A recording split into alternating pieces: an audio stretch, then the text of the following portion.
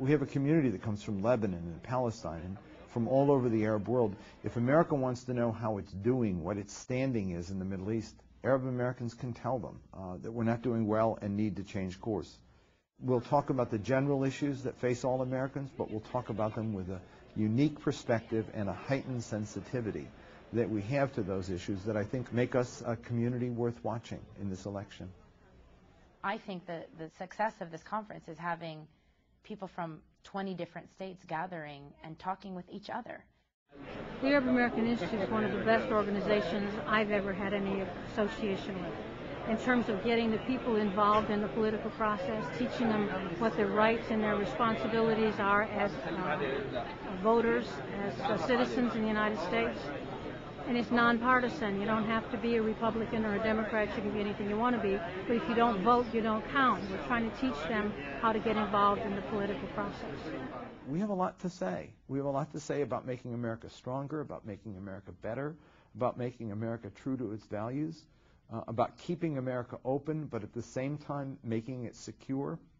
I did an event in Cleveland a couple years ago. It was a Get Out the Vote rally. A reporter came up to me and he said, "Do you do this because your people come from countries where people don't vote?" And I said, "No, we do it because our people came to a country where people don't vote." Great, if they gave you the vote in Syria, everybody'd vote. They gave you the vote in any Arab country in a free democratic election, everybody'd vote. But the fact is, here you have the opportunity to do it. Most Americans do not do it. And so because of that, the opportunities for any group that gets involved are enormous. You have to take advantage of it. That's what our institute does. It is unique. There aren't many Arab Americans in politics in the country in general, certainly not at the level of Congress or United States Senate. And I learned early on that you've got to pay attention and focus on the ways in which our community can bring a different perspective and different values to the issues you're going to be asked to deal with every single day. You really can't let up.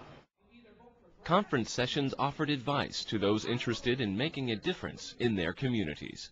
So it matters who's in the decision-making room. It matters who has power. And my question is, why don't you have more power? Should you? Yes. You better believe it. So what we're talking about is, what are the major things that need to get done? You need to recruit volunteers. You need to do some research. You need to be able to raise some money. Participants heard directly from many of the presidential candidates.